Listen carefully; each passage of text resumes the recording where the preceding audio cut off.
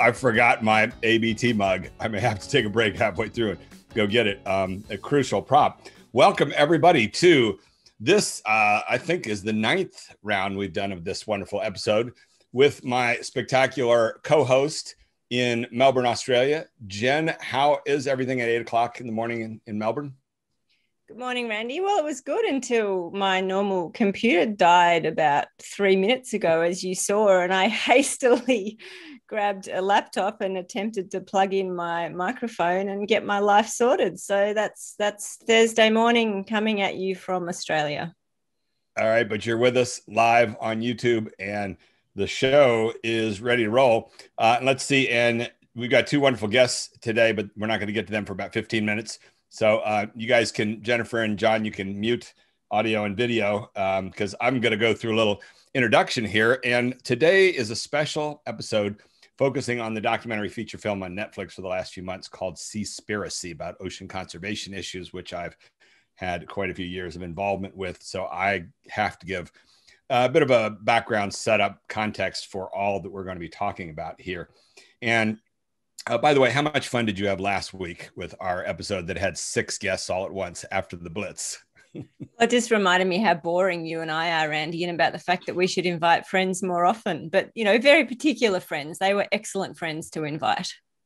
Well, the subtitle of the podcast is "You Don't Ever Have to Be Boring." So that's what we did. We resorted to friends to keep us from being so boring.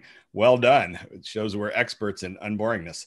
And let's hope that this intro doesn't bore anybody, because got to set up, as we know, this podcast is, we're not going to talk about fish species specifically or types of plastic pollution, things like that. We'll be talking about the communication of ocean conservation through this movie, in particular, Seaspiracy. And this podcast is all about the ABT narrative template, ABT framework. And so we'll be looking at things in that, from that perspective. So what I want to begin with here are 3 basic points about ocean conservation in general. The points are reality, perception, and communication. And what ocean conservation is about basically is the human destruction of the ocean. And when you look at that, it kind of breaks into 2 major topics, which is pollution and overfishing. So there are lots of other things we do to the ocean, but those are the 2 big ones. And so let's start with reality. The reality is overfishing is much worse than pollution, both in space and time. It goes back a long time in terms of time, and it reaches all through the oceans. Fishing fleets go out there in the middle of the ocean and have an impact everywhere. Here's a couple little anecdotes just to kind of get us going and picturing what I'm talking about with the time and space.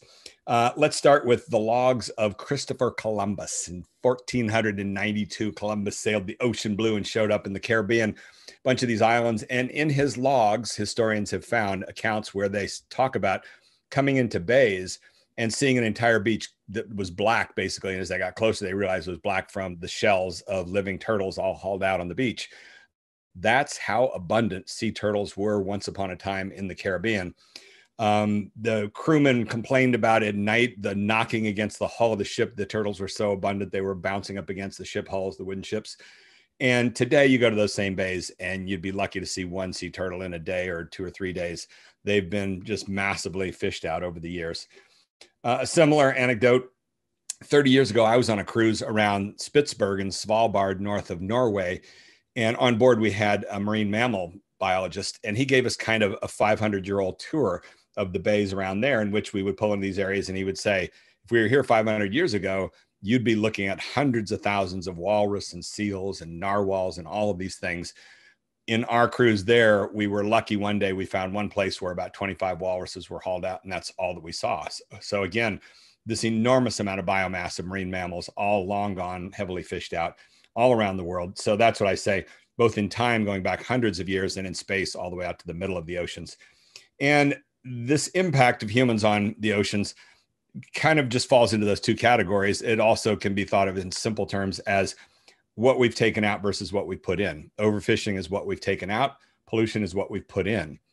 That then leads to the second topic, which is perception. And about 20 years ago, I started a project called the Shifting Baselines Ocean Media Campaign. And in the beginning, sort of out of due diligence, I spent a lot of time talking to ocean conservationists, trying to get the lay of the land. And one conversation I remember very clearly was a guy, I think from the New York Aquarium, who told me about a big survey they did of survey of American attitudes towards the oceans. And what they hit people with was a simple question of which do you think is more important of the two, pollution or overfishing? And I asked Jen that question yesterday. What did she think the bulk of the answers were? What did people say? And what was your answer, Jen? I was absolutely certain it would be pollution, that's what people would connect with. And you're correct about that. And then by a little bit or by a lot? No, by a ton. A ton. Yeah, basically, roughly a ton. About 80-20, as I recall. So that's what you get with the general public. You ask them what's going on with the oceans. What are you more worried about? Everybody connects with pollution. And that then leads to the third topic, which is communication. So what you find is that pollution is a very visceral topic. It is very visual. As a result, it goes right to your gut. There's all the imagery of all the things that we've thrown in there, oil spills and plastics and things like that. And the results, the dead creatures washing up, having been poisoned. And just poison, the concept by itself is very visceral and generates fear in people. Overfishing ends up being much more cerebral. You kind of have to put the pieces together, like I said, of doing these imaginary cruises of here's what it used to look like here. But you go to a lot of those places and they look beautiful today. It's just a question of your definition of beauty, whether that includes lots of creatures or not. And in fact, that's sort of the topic that really connected me 20 years ago, is this topic of shifting baselines. And I'm going to tell about in a few minutes and use that as a means to introduce our two guests. So what we're here to discuss is this documentary Seaspiracy, and came out about 2 months ago or so. When it came out, several of my ocean conservation friends contacted me and said, "What'd you think? You're a filmmaker."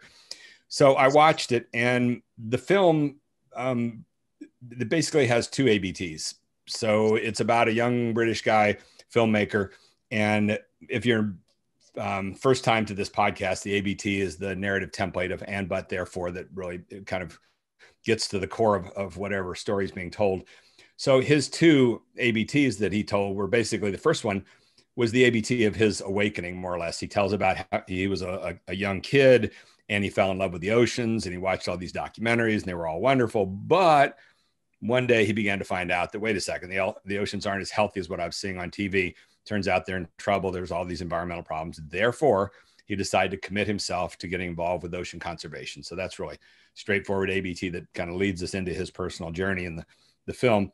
Then from there, the overall ABT of what the movie is about how once he got involved with ocean conservation, he began to get bombarded with the issue of plastics. And there were commercials and campaigns everywhere about plastics are ruining the oceans. And he got the impression, which is easy to do, which is that plastics and pollution was the main issue. But think back to what we said, overfishing really is the really serious large-scale issues that's devastated entire ecosystems. Pollution, and plastic pollution in particular, tends to be more along coastlines, and it's more of just the past century. So he finally got to the point where he began to learn more about overfishing, and that's sort of the but there. But I began to realize, wait a second, there's this overfishing issue, which is much larger, and therefore he felt duped, like he'd been misled in the whole deal. Therein lies the title of the film, Seaspiracy, basically mixing sea with conspiracy. And it's presented in sort of a conspiratorial tone to some extent at the expense of some people that we'll talk about. But that's really the basic overall ABT, which is that the bigger issue is overfishing and we haven't done enough. And as a matter of fact, one of our two guests, Jennifer, a couple months ago, when she and I first talked about it, I hadn't heard of the film. And I asked her what she thought. And she said, it's about the same old thing that was going on 20 years ago, how we really haven't made much progress. So we'll talk about that. Now I want to lay down the groundwork to introduce the two guests and kind of put them into context, which is in 2000. Well, actually, this starts in 1995. Legendary fisheries biologist Daniel Pauly published a paper in 1995 in the fisheries world and coined this term shifting baselines. And what it refers to is a baseline as a reference point from the past. If we begin to lose track of these reference points, if we begin to forget what nature looked like in the past, then how can we ever restore nature if we're looking at things today and thinking, well, that's about as good as it ever was? And this happens a lot. Historians come along, they reach back in the past and point out those things I was saying there about the turtles and the marine mammals and on. Fish stocks used to be much more abundant. So it's the syndrome of shifting baselines where you just don't know what used to be there and you make that mistake. It's a very important concept, but it pretty much sat in the scientific literature for 5 or 6 years. Then in 2001, my good buddy Jeremy Jackson, coral reef ecologist, published a paper that was on the cover of Science. It was an enormously important paper, had 18 co-authors. And what that paper was about was that we can't understand the problems that are happening in coastal ecosystems today that are all collapsing and falling apart unless we know their history, unless we reach back a few hundred years and know what was there to begin with and what we've lost. So the same basic thing, shifting baselines. And as he began to get, that paper of his was covered in over 1,000 newspapers and media outlets all around the world. It really had a huge impact and kind of was a milestone in the whole topic of historical ecology. Then he contacted me, and I'd been out of film school for a couple of years and developed some resources in Hollywood. And he said, don't you think this term shifting baselines is much more general than just ocean conservation? Don't you think it applies to everything in our life and our society? It's the lowering of standards. And I got it. And so I ended up writing an editorial, sending it to the Los Angeles Times. And the editors there so connected with the term shifting baselines that they basically did me a big favor and rewrote the whole damn thing, put in their own examples, made it better, bigger, broader, and got it out there. And it reached a huge audience. It was reprinted in, probably 200 different blogs and magazines and things like that. And it was in 3 college textbooks. And it's been cited a lot over the years. Just in the past couple of years, a number of people have come.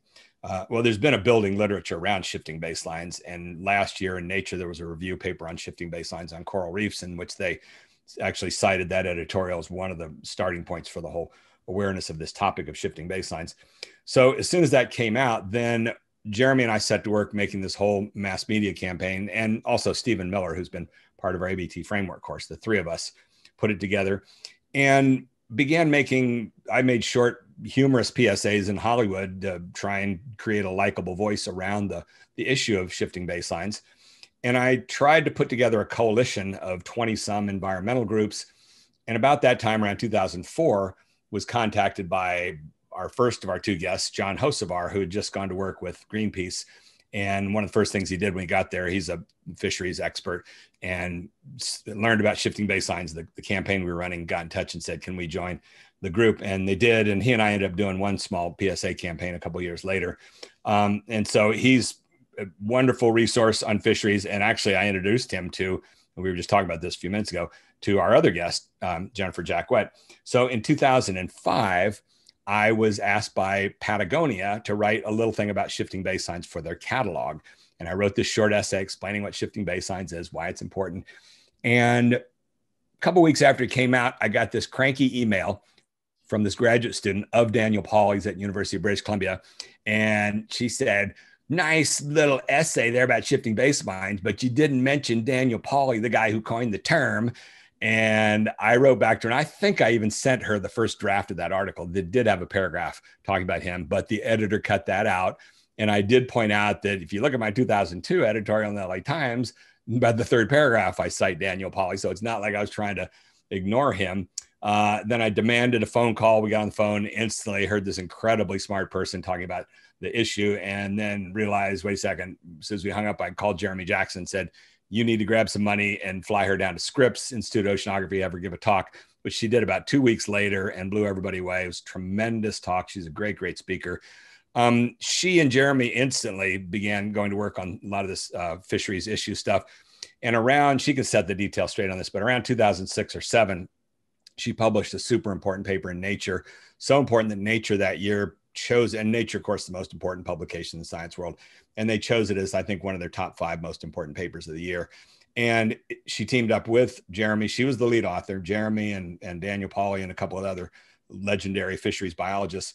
And the essence of it was, and again, she can correct this if I get it wrong, but basically the Marine Stewardship Council, which are mentioned in this film, Seaspiracy, were suddenly handing out their sustainability logo, their kind of seal of approval, to a whole bunch of different fish species. And then what she discovered was, wait a second, they're being supported by Walmart, and those are the species that Walmart sells. And the paper was basically an expose on some crooked hijinks going on in the world of fisheries biology. It was, I think, fairly controversial. She went on from there to do lots of other work. She published a really popular book in around 2013 about shame, new uses for an old, whatever it is, old resource. And she's become an expert on shame and lots of other things like that. And so that's probably enough introduction for everybody on that note. Let's have the two of you join us. I've got one question to get us started with, but Jennifer and John, are you there? Yay. There's John and there is Jennifer. Jennifer, where are you coming to us from? My parents' house in Ohio, actually, a state without oceans. So where it all began. So you're safe there. I am safe. Nice. And John, you are coming to us from your backyard. Where? Yep, this is the Backyard Tiki Bar in Washington, D.C. Excellent. And you're still working with Greenpeace? Still working for Greenpeace. I've been leading the oceans work for Greenpeace USA for almost 18 years, if you can believe it. Amazing. And Jennifer, still stuck at NYU. Are you going very happy at NYU, and I've been there since 2012. I went there I moved there from UBC, as you mentioned. So wonderful. In the Big Apple. Okay. Excellent. Well, and you endured the pandemic there and everything else. Okay. So first simple little question to just get the ball rolling here. This feature film, and by the way, one of the things we're going to do a little sidebar on eventually is Jen just got through watching the film, My Octopus Teacher. And a couple months ago, when all these ocean folks got in touch with me about Seaspiracy, they were all wound up and said, oh my God, this thing is going to change everybody's attitudes. My first instinct was to kind of ground truth things. And I sent an email to the problem with Netflix is they don't put out metrics on how big an audience these films reach. So I sent an email to one of my film school classmates who's a big cheese with director, producer with HBO and Netflix, and just asked him, what do you know? How important was this film? And he wrote back immediately and said, here's what I know is the film, My Octopus Teacher, people are still talking about in a big, big way. And Seaspiracy, whatever that was, it came and went overnight. So he knew next to nothing about it. He hadn't seen it and there was just no buzz about it. And, there you go. I think that's not a number, but I think it's a fairly reliable, and several of my other filmmaker friends have kind of corroborated the same thing. So as a result, in a bit, we're going to have Jen talk a little bit about those two films side by side as exercises in communication about the oceans. But the first simple question I want to put to both of you, start with Jennifer, on a continuum from disastrously bad to sadly accurate, where would you place the message, the content of Seaspiracy? I'm afraid that like every piece of content that you watch, the more you know about a subject, the more disappointing that content is. So of course, Seaspiracy had its flaws, and you and I discussed a number of those, and we've seen those all over social media or at least my social media. But for all of its flaws, I think it did something really special and important and different. And that is to see seafood as animals and have this approach to them that maybe we shouldn't be eating them at all, and sort of wrest the narrative away from traditional fisheries science narrative and lens of seeing the oceans. And to me, that was really important and almost predictable in what we might expect in the conversation. Okay, great. And I'm going to get to John in a minute, but Jen, I laid out the basic ABT of what it's about. And I think in alignment with what Jennifer just said, which is that the therefore of the movie was therefore overfishing is the big issue. And it's time for us to really make a difference by just stop eating a lot of this sort of stuff. Is that kind of the message you got from the whole film? Yeah, absolutely. I think there is, for all its flaws from a communication point of view that no doubt we'll talk about, I think the message is absolutely clear that if you do care about the oceans, the simplest thing you as an individual can do is to stop eating fish. Yeah. And Jen, does that match what your take was on the film? Well, I mean, Jennifer. I gotta keep saying Jen and Jennifer. Right. Danger. Okay. I mean, what I'm surprised you didn't bring up in the introduction was that you and I had a blog together for ages, the Shipping Baselines blog, and our very first debate was about whether or not you should eat seafood. And I argued no, and you argued yes. And I remember that, that Daniel Pauly at the time told me, if you argue that you should not eat seafood, you will be placing yourself outside of the conversation. And I remember mentioning that in the blog post. And now here we are. The conversation actually includes that argument quite clearly and strongly. And that's how the world is changing. Yeah, let me add the little personal details on that debate that we had that Jennifer and I were co-bloggers for a short while there around 2009 or so. And we decided to open it. It was on science blogs. They had 100 scientist bloggers. And we decided to open it. It was called Shifting Baselines, and open it with this staged debate of she and I squaring off over this issue. Should we even eat fish? And she took the yes, we should, or the no, whatever, we should stop eating fish. And then I took the, albeit kind of contrived extreme other view, because at that point I wasn't eating non-sustainable things, at least. And I was definitely cutting back and ending consumption of certain things. In fact, there's great irony in this. I quit eating shrimp because Carl Safina was at our Hollywood Ocean Night and told me all these shrimp are now being farmed in Indonesia and they're full of metals and toxins. So why would you eat these horrible things? So he's the one that put me off on that. And then I wrote this kind of extreme other argument where I said, I'm not stopping eating any seafood until there's some giant boycotts argued. No sooner do we post it than Carl Safina teed off on me and gave me a whole lecture in the comment section about, I'm disgusted with you, Randy. How dare you? Blah, blah, blah. And I had to write to her. I said, I'm just play acting a character for the sake of debate. That's not what I think. And I say all that because next week we're going to do a whole episode on teaching. And I'm trying to get one person in our group to do the same thing, to write this extreme statement about teaching the ABT. And she's kind of pushing back on that. But anyhow, that's how you make for good learning experiences. Begin with a debate, the two ends of the spectrum like that. So, okay, getting back to this film, Seaspiracy, John, same question for you. On the continuum from one end of disastrously bad to the other end sadly accurate, where would you place the film itself? It's a simple question that we could talk about all day. I don't think that it was a disaster. I guess at the end of the day, I'm glad that it was made. Part of the strength is also the weakness. It really did aim at getting people to stop eating fish, and that won't get us very far unless you're incredibly good at reaching and convincing people. It did reach a lot of people, and I think that surprised and impressed many of us. Enough that, there was kind of a cultural conversation about that, at least in the US and some other places, and that's powerful and important. I think it was a missed opportunity to make that the main takeaway, because that won't save the ocean. That won't end overfishing. If the people that watch this film stop eating seafood, that doesn't get us far enough. So I like that also in the film, it talked about a couple other solutions, which start to get at the root causes and the systemic answers, like creating a network that's puzzle. That was awesome. Puzzle's in the middle of a war with two mockingbirds, and they're tormenting her. It's pretty insane. Anyway, other solutions that the film proposed were a network of protected areas, which is absolutely necessary.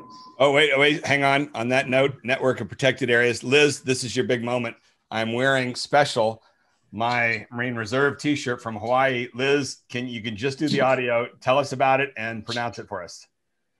It's Papahanau Moku Akea, and it's a marine national monument that was expanded to become the largest marine national monument in the world in 2016 by Obama, and it just celebrated the 15th anniversary. So you're welcome. Oh wait, now does the name rhyme with Obama? Good one. Say it for us once more. Papahanau Moku Akea. Oh, okay. And it relates to the Hawaiian genealogy. Okay, the Obama Hana is in the middle of it. Okay, cool. Sorry about that, John. We can. That's all right. It's a great shirt. Great. Totally with you on expanding it. And the other solution that the film put forward that I picked up anyway was ending harmful subsidies for commercial fisheries. Right there with them on that. There are a lot of things that were pretty unfortunate, and I'm not talking about the things that the nerdy, condescending fisheries biologists got all animated about. I'm talking about, the gotcha moments aimed at embarrassing people that are actually doing really good work. And the whole "my issue is more important than your issue" thing, you know, we all lose if that's the approach to this stuff. So okay, so then overall, simple yes or no, do you think this film helped out the anti-environmental folks? I'm glad it was made. Jennifer, same question. Oh, you're on mute. I don't think it helped the anti-environmental folks. I think what it did, again, is get the bristles up and the guard up of traditional fisheries biologists. I mean, if you're just talking about the facts, I think that's what happened. Then there's a whole bunch of other things, like John mentioned, you know, style-wise, choices that were made that nobody's quite comfortable with.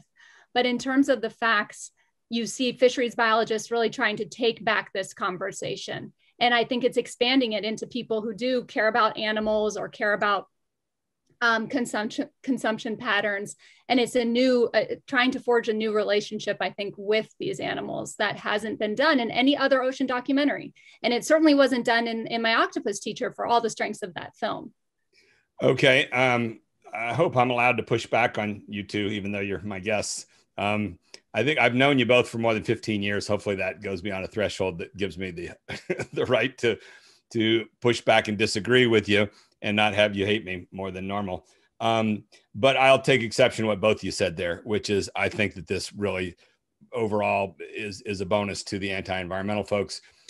Just last night, and I think it was last night, maybe the night before, Jon Stewart was on Stephen Colbert and just saying horrible things about the Wuhan flu being developed in a lab in Wuhan.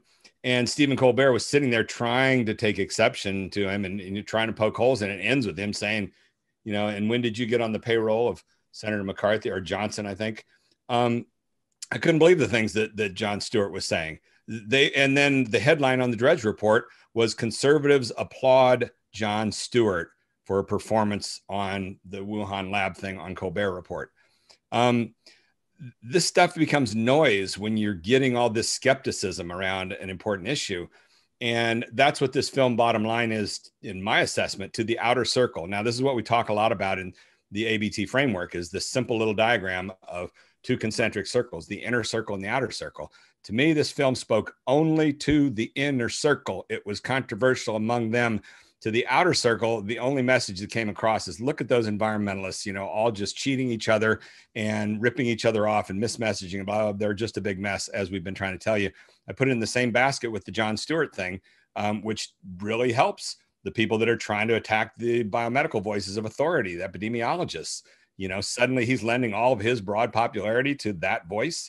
These things at the biggest and broadest of scales, most of the general public, that outer circle, does not parse into these films all these subtle details of this issue versus that. The main thing that they came away from that film was the second half of the title, Seaspiracy.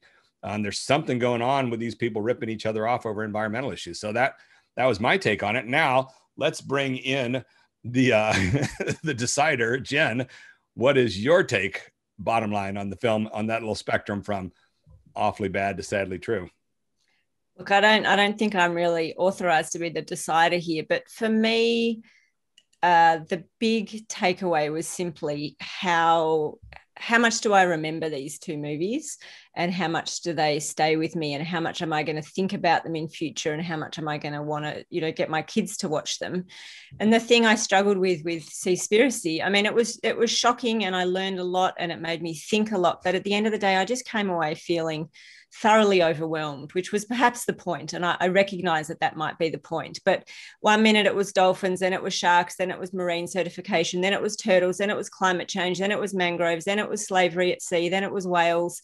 And I get that all of those things are real, and I get that I need to care about all of those things. But I just came away just overwhelmed and completely disempowered, and just feeling like, well, it's just all terrible. And I would probably, you know, use an expletive if I didn't think I should be more polite. You know, it's just all awful. And I guess if I then think about my Octopus Teacher, which I know we'll talk about more later, I fully recognize that I didn't learn the same amount, and it's a totally different genre. And, you know, in some ways comparing them is not that fair because they're trying to do really different things for different audiences. But if we think about narratives and how narratives connect with people, and narratives can lead people to feel differently and think differently and want to do something differently, then we have to ask ourselves, which of those two movies is more likely to lead people to want to do something different in terms of conserving and protecting the ocean? And yeah, my argument would be against Seaspiracy there. Well, I will dig in deeper here because I think these two films are completely appropriate to compare them side by side. And I'm the designated cretin in this discussion. And I went to film school 27 years ago, leaving my academic position with the belief that I had developed from many books, but mostly from Neil Postman's book, Amusing Ourselves to Death, which is that film is first and foremost an entertainment medium. It is not an educational medium. It is not an informational medium. It's a mess when people think that they're educating the public by presenting factual arguments in this medium of film. Michael Moore understood that in the late 90s. He was one guy who realized I'd better make these things entertaining if I want to reach anywhere outside the inner circle. And he's done, you know, a fairly good job of that over the years. In fact, the very best job for, you know, documentaries. You look at his Fahrenheit movie that, you know, set box office records and things like that. He's understood the constraints of the medium. And these heavily educated people who somehow naively believe if we put together the facts enough, we can convince the public. That's what I got subjected to with my movie Flock of Dodos. Some of the top scientists watched it and said they found it completely disappointing. We had hoped he would go for the jugular of the intelligent design movement, as though there existed some jugular that if you put your facts together the right way, you would instantly slit it and they would just collapse on the floor and you'd win this thing in an instant. It ain't that simple. Film is a visceral medium. It's not intellectual. And when you put together these informational things, you only reach this tiny little inner circle. They get all wound up about it. And by the way, in that fine tradition for both of you, how many of these overfishing documentaries have there been? You know, End of the Line and Empty Oceans and what else that nobody ever watched? John, Jennifer? A lot of people watch this one. And yeah, your comment about the outer circle, I think that's who this was for. It wasn't for the fisheries biologists. The fisheries biologists got mad and said stuff about how wrong it was. The outer circle never heard those reactions. All this, you know, intense conversation and analysis that we're having, that didn't reach the outer circle. All they got was, wow, things are much worse out there in the ocean than I thought. And I think I'm going to think a little bit differently about seafood. My Octopus Teacher, I really liked for different reasons, very different film. I think other than really specifically, do I still want to eat octopus? Where Seaspiracy really made people think differently about their behaviors. I'm not sure that that was as true with My Octopus Teacher, even if it did maybe make them think differently about their relationship with the ocean. I doubt it made them think differently about eating shrimp or, you know, some other kind of seafood other than octopus.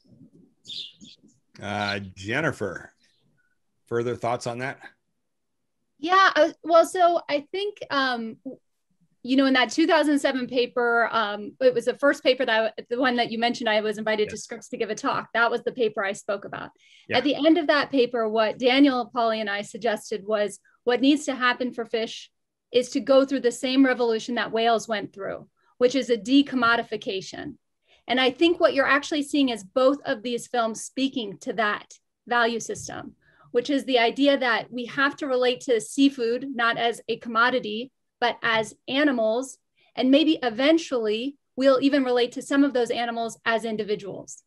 And you see that in My Octopus Teacher. They have such a leg up, maybe 8 legs up, because they're dealing with a relationship with an individual. That's a completely different movie than trying to address, you know, the Anthropocene, plastics in the ocean, dolphins, bycatch. Well, okay, now we start to get into what this podcast is about, which is narrative structure and the power of the singular narrative. And narrative is at its strongest when it's boiled down to the singular. The power of storytelling rests in the specifics. And you're exactly right. What you're saying is that My Octopus Teacher was a powerful film because it was that singular humanized narrative of the one octopus and those sorts of things. And it did reach a lot of people. And again, I started this whole thing by saying that my buddy at HBO and Netflix said there was zero impact of Seaspiracy. I don't care what all the people in their blogs and everything in the ocean conservation world said to each other as they got all wound up over it. It just didn't reach the outer circle pretty much at all. And, you know, and by the time it did reach those sorts of people, it had lost them probably by halfway through the film. Like, what are we on? That's what Jen was talking about. There are so many different little side tracks and things like that. So there was a failure to comply with a lot of these core basic principles, as Jen would know, having done the ABT framework course twice, arc plot and things like that, that are just fundamental rules on how you communicate through film. And these documentary filmmakers don't seem to have any interest in learning these things. And that actually matches up with a couple of weeks ago when we had Jason Ensler here. And I've gotten some interesting emails from that episode of the podcast where I talked to him about visual expression and all these great things that Bruce Block has developed in his teachings in his book. And we're going to have him in a few weeks. And then Jason said, those things are all great, but most of the directors you meet in Hollywood haven't even heard of it. You can't talk to them about that stuff. So it's the sadness of wasted opportunities. There is the potential to make a film that could really be powerful and impactful, I think, but it ain't as simple as just gluing all the facts together.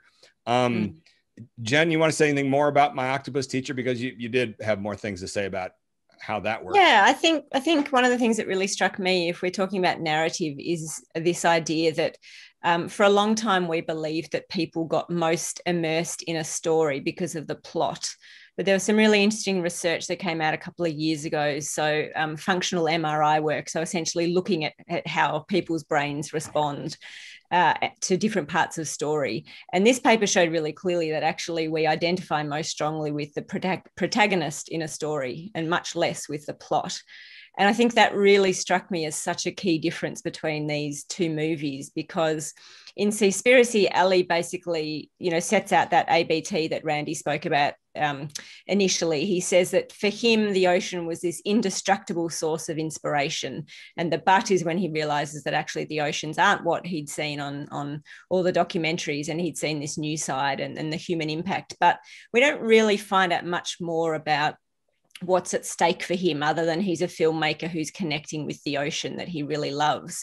Whereas it's impossible with My Octopus Teacher with Craig Foster. I just think it's impossible not to connect with him, as a human being, because he tells you this story about his 2 years of hell. He's worn himself out. He can't sleep. His family's suffering. He's made himself sick from pressure. And the phrase he uses is, the great purpose of my life was in pieces. And, to some people, they might go, oh, suck it up, mate. Toughen up. You're a filmmaker. You're earning money doing something you love. Move on. But I don't know. As a parent, when he said I couldn't be a good father to my son because my life had effectively fallen apart, and he doesn't say it, but obviously he's telling you that his mental health has been terrible and he's been suffering terribly, whether it's depression, anxiety, we don't know. And so immediately you are deeply connected to him as a character. And when it turns out that the ocean and one octopus turns out to be his savior, and by the end of the movie, he is parenting his son in the way that he hoped, and he's sharing his deep passion and love for the ocean with his son, and this pride of watching his son being this beautiful, gentle naturalist. I don't know, to me, emotionally, I am so caught up in that. Whereas Ali's story, I also grew up loving the ocean. I went to uni to study marine biology. I loved it, but I don't know, I just didn't feel the same connection to his story, which is a shame, because there is so much in Seaspiracy that's important for us to connect with, but it's hard to do that because you don't know what's at stake in Ali's life. Yeah. Okay, how is his life going to fall apart if he doesn't make this movie? Whereas with Craig, he tells you his life fell apart. That was an excellent analysis. If we can indulge in that 1 or 2 more minutes deeper, and this starts to get into our ABT framework nerd talk, but basically what you're saying is a lot more work was done on the context up front, developing the character, the whole world, everything, what's at stake, all that kind of stuff. I mean, it really conforms with all these basic principles we've been working on. And you take a look at those 5 key elements of arc plot. Whose story was it? Who's the main character? Jen, whose story was this movie? You tell me. For Seaspiracy? No, for Octopus Teacher. Oh, it's Craig's story. Yeah. It's exactly. Him finding salvation in the ocean. Right. So even though there's this amazing octopus, that we get to see start to finish, it's really his story. So we got a clear, was he an active protagonist? Was he doing things to address his problems in the world? Well, he he says he just fell back on the only thing he knew from his childhood of what he loved doing, which was to be in the water. Yeah. Was everything, were all the events told in linear order pretty much? Pretty much. It had a whole year cycle of the life of the octopus. Yeah. Was there complete causality? Everything pretty much all made sense as you went along? Yes, it was. It wasn't just jumped in random things. And then these are the 5 key characteristics of arc plot.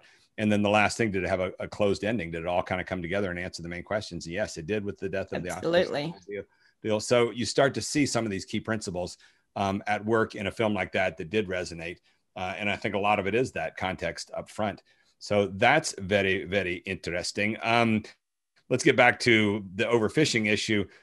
Jennifer, when we first talked about Seaspiracy 2 months ago, one of the things that you had said was that bit about, look, it's just the same old thing that was 20 years ago. These same problems existed.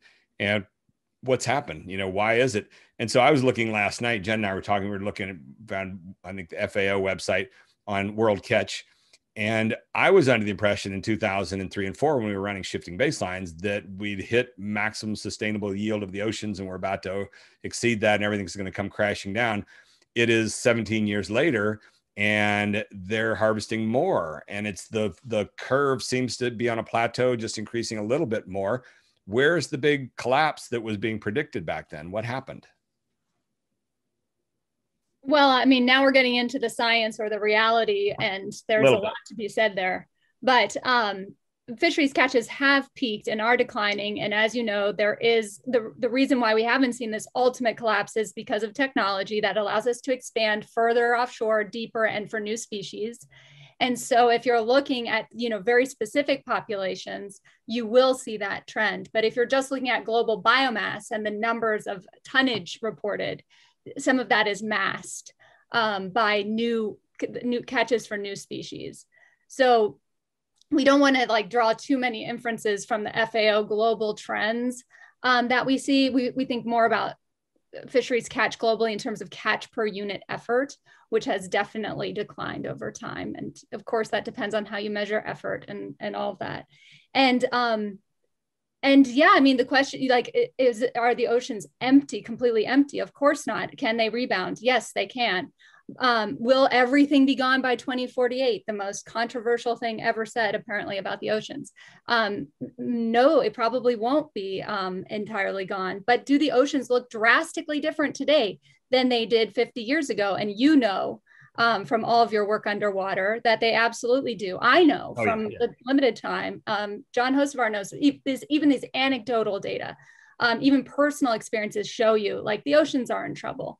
And I think anything to draw attention to that, even with, again, all of its flaws, is just not a terrible thing in today's age. Because as you know, it's hard to get that signal through the noise. John, want to disagree with all that or not? No, what she said. That's absolutely right. And, it gets at the challenge of telling people a story, showing them a story that is largely invisible. If you go to the beach, it still looks like the ocean is there. Mm-hmm. If you go to the supermarket or the restaurant, you want seafood, you can still buy seafood. It's not the same seafood that your parents or your grandparents ate, or might be the same species. It's probably farmed instead of wild, things like that. It takes a while for all of these changes to add up to something that's visible, which is different. And you were talking about this earlier, to plastic in a way, but that's a cumulative problem too. We created this massive plastic problem over 70 years, and it wasn't really visible to most people until about 5 years ago. So it's similar in that sense, the incremental nature of it, with punctuated collapses and disasters. Are we headed towards any kind of a precipice for world total fisheries harvest, or will it continue to just plateau along for another 2 or 3 decades? Because, once again, that was 17 years ago that I put together that pristine slideshow that we used to kick off actually 18 years ago. In January 2008, that began our Shifting Baselines campaign. And that was a really popular little flash slideshow that we had lots of other groups picked it up and used it. And in there, it said by the time today's kids are able to drive cars, there'll be no fishery left in the North Atlantic. Is that true? Is there no fishery left in the North Atlantic? Okay, well, think about what you know about food webs and what happens when you wipe out apex predators and how you see a rise in prey, right? So you can get, like we have now, massive squid fisheries that really increase that global biomass. We didn't have squid fisheries at this size 40 years ago. We were not catching squids, but if you're just looking at tonnage, you're going to go, well, look, we're still catching things, we're still eating things, right? But those things are different. They're caught further offshore, they're caught deeper. And that allows us, again, to not see some of those problems. So yeah, we are not eating Atlantic cod. We won't be eating Atlantic cod anytime soon. That fishery is gone. But we have lobsters, and they are being basically ranched off the coast, and they are contributing to that biomass. We have their prey, and we're eating those. So I think that's I mean, I hate to say it, but overly simplistic way of thinking about the oceans is just, well, we're still catching things from the ocean, so it must be fine. We know that food webs are complex and that we are trying to bring back, you know, this resilience and ecological complexity that we once had that doesn't exist in so many parts of the ocean anymore. I mean, again, maybe I'm devil's advocate or whatever, but it seems to me this campaign to convey to the public there's an overfishing problem has been a complete failure. I don't think the public, and the sustainable seafood cards kind of came and went, and they were a trend back then in 2004 when we started Shifting Baselines. Like everybody's got the cards, and then they just got burned out on them. And I don't know the sustainability issue anymore. And what about aquaculture? I mean, that's what's cranked up the world seafood consumption, right? And that's on that FAO side. It was showing the increase in aquaculture since 1990s, like 500%, gargantuan. Is that a good thing? Not if you have the value set that I have, but other people who just want to eat food seem to be pretty happy about it. You know, you see this as reality perception communication. I see this a lot in terms of battles, social values. Battles over those values and why people feel certain ways about things and the terms that they use to convey that. So yeah, I agree with you that overfishing doesn't seem to be, you know, on everybody's mind.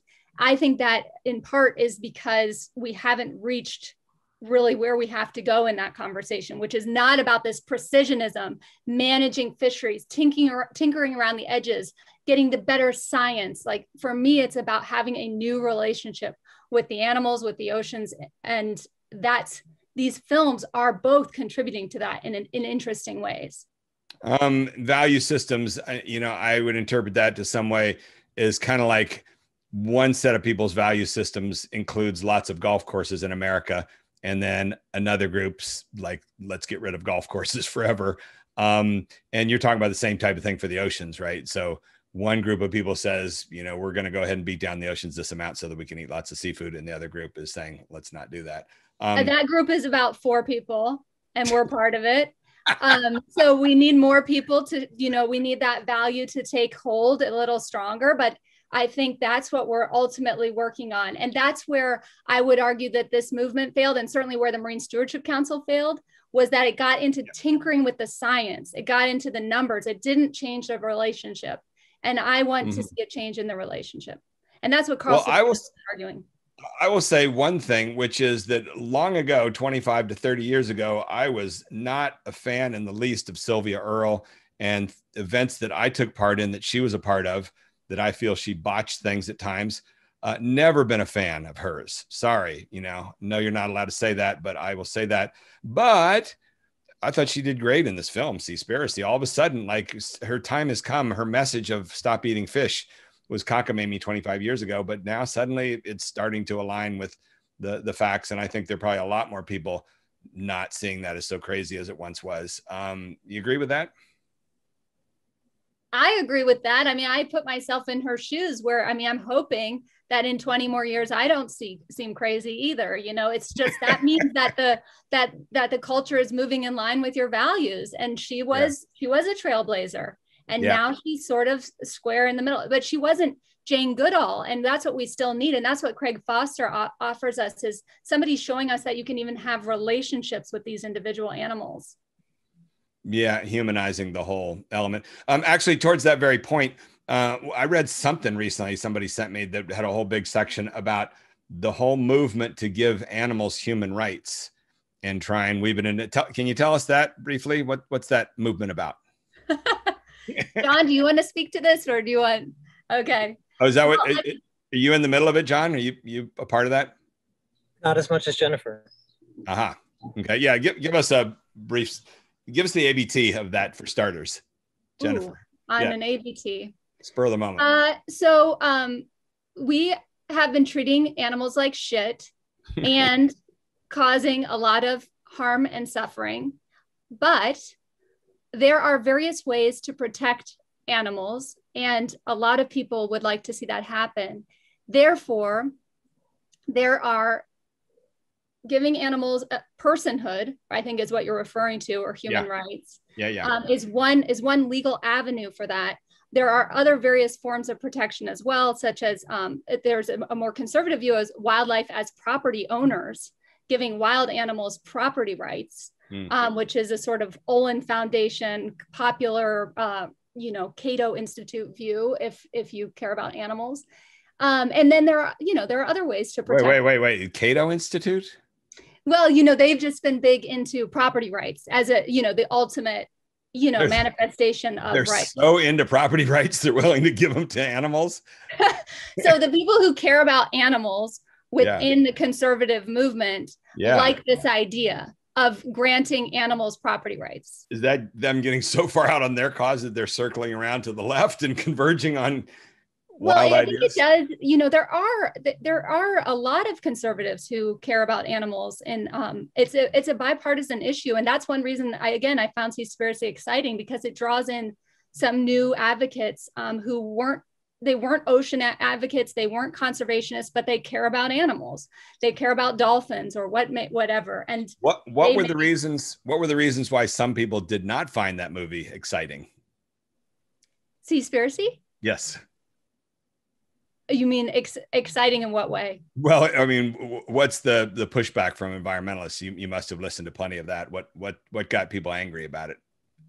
Well, I think John can speak better to the hoodwinking element of the film. Can you give us a little of that, John? I mean, number one, just plain accuracy. Was there a lot of scientific inaccuracy? And then number two, was there dishonest distortion?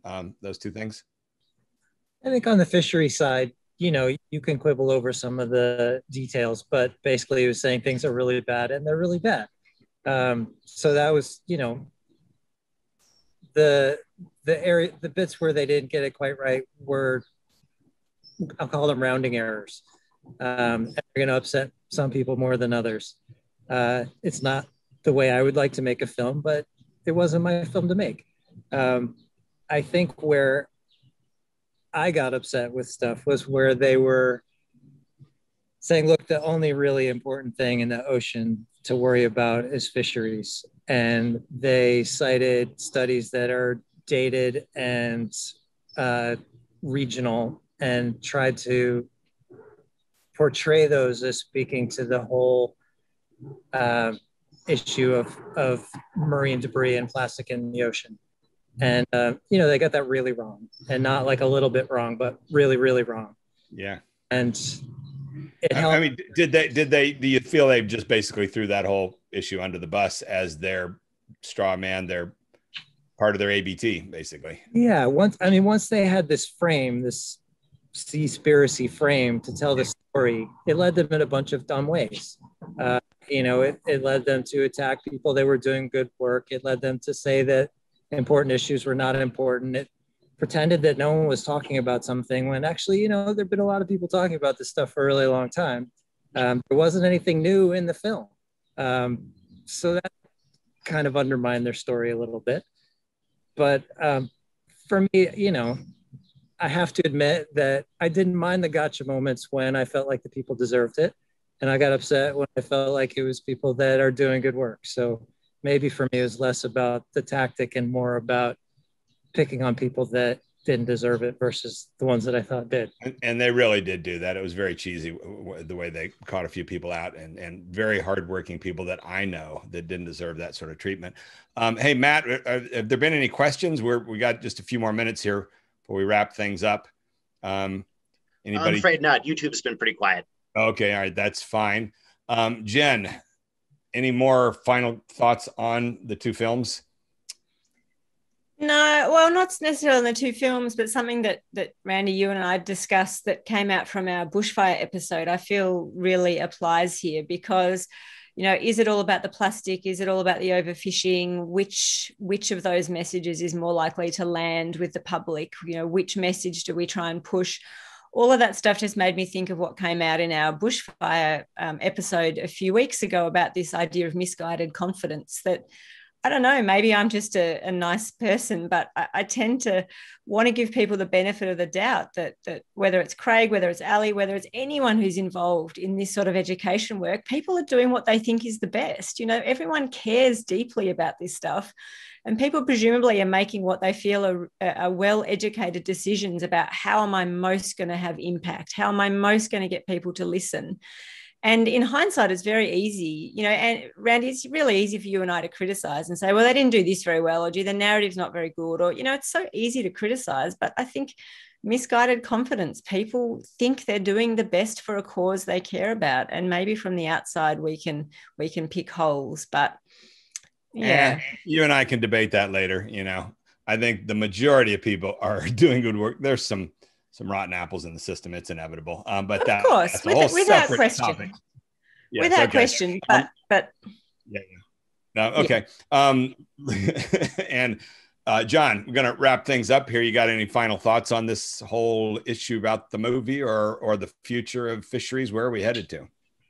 Well, I just actually wanted to say one more thing about my Octopus Teacher. I thought it was really provocative and in lots of good ways. And one of the things that stood out for me or made me think about was what we know about the ocean, how we do science in the ocean. And most of what we know, we learned from killing things. We dragged stuff up in nets or on hooks. And, you can learn things from that. And we learned some useful and important things. And that's still a lot of how we study the ocean. And this was a different way to understand what's happening. And it can teach you so much more. And it reminds me of the work that I've been a part of with submersibles or with scuba, the in situ research, where you see things alive and how they're interacting with other things in their natural habitat. And it's the difference between, pulling up something dead and studying a community. Imagine the aliens coming to Earth and dragging a net through New York City and figuring that Earth is made of parking meters and homeless people and taxis, trying to make sense of that. That's what we know of the ocean for the most part. And this was a window into a different way of trying to understand. Yeah, that's great. How urgent are the issues of overfishing right now? Are they just chronic or acute?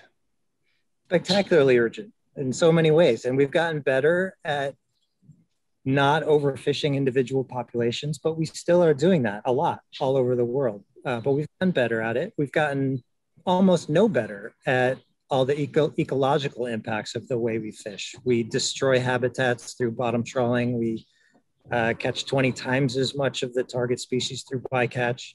We just lay waste to the oceans with our sustainable single species fisheries. And that what's the worst thing coming in the next 5 years if we don't do something drastically different? We won't see it coming because all these things are piling on top of each other. The plastic pollution, the climate change, the ocean acidification, the fisheries, the hubris and lack of precaution. We won't understand where we went wrong when it happens. Yeah, that's an interesting answer. Thank you very much. Cool. Okie dokie. And final thoughts, Dr. Jacquet? I think I'll end on the note, again, drawing a parallel to whales. We had this industrial whaling system. You could argue, and you can see the overexploitation of whales. These, if you looked at it by species, you would see this peak, let's say in the early 1900s or the late 1800s, some people argue that the signals of the Anthropocene are actually most evident early on in the whaling populations. And then we have this new relationship that unfolds really quickly. The IWC was set up to manage whaling as an industry. It becomes anti-whaling entirely. And that shift happens in unexpected ways. I think that's why the social systems are so interesting. And that could happen for fish, and that could save them. And that's what I'm pushing for, and that decommodification. So let me just push that a little bit further and kind of super simplify it for my simpleton brain. You're saying the bottom line is to more or less humanize fish as an entity and have us connect with them in some sort of human level that we empathize with them or something like that. I mean, I guess I don't know that I agree with you using the term humanize, because I'm not sure we see whales as human. I think we see them as sophisticated and interesting in their own way. Do you think that with My Octopus Teacher, we saw the octopus as anthropomorphized and human? I mean, I didn't, because I know more about them, but I would say we saw a relationship between a human and an individual octopus, which you're not going to see for every invertebrate, so that's not going to be possible to do. But this is an age-old struggle in the world of wildlife filmmaking, whether or not to anthropomorphize the creatures. And the more you do it, the more people care about them. Welcome to the real world of the human brain. Yep. Don't know. And I think that's okay. I mean, I think I think whatever, it was an honest story from Craig about his relationship with her. So that matters, it's not, I don't think he overstepped his boundaries. Interesting. So we see more, I think we might expect that to happen with the cuttlefish. We might see my cuttlefish teacher. We might see, my cleaner wrasse teacher. Will we ever get it down to the level of what I studied for my dissertation, which is sea squirts? In my perfect world, yes, we will see my sea squirt teacher in 2028. Okay, that's my prediction. What did he learn from his sea squirt? Plenty. That's the point, Randy. You learned plenty. Yes, it's a very meditative creature. It sits there all day doing nothing. All right, and for the final wrap-up word, live from Australia, Jen Martin, give us your final thoughts.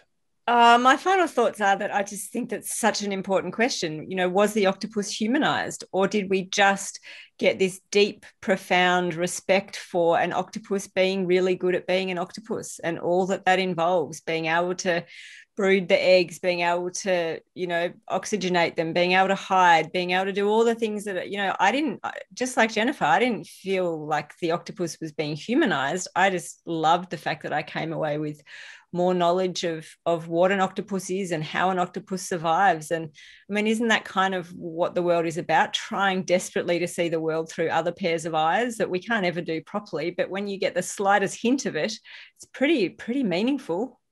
Did you feel something for the octopus when it reached the end of its life? Oh, how could you not? Absolutely. Because you had so much respect for how hard she'd worked to get to that point. Mm-hmm. Excellent. I mean, maybe somebody could make the same sort of film about a migrating salmon, something like that someday soon, coming to a Netflix theater near you. Excellent. Okay. Thank you guys very, very much. This turned out to be a really interesting discussion. I think it was a great comparison to those two movies. It was a good way to look at Seaspiracy and see what's to be learned from that. And have yourself a wonderful week. And tune back in soon to learn more about the ABT framework. Best of luck to both of you in the world of fisheries, and save the oceans for us, please. Thanks, Jen. Thanks, Randy. Thanks, John and Jennifer. It was wonderful to hear from you. Yay. Bye-bye.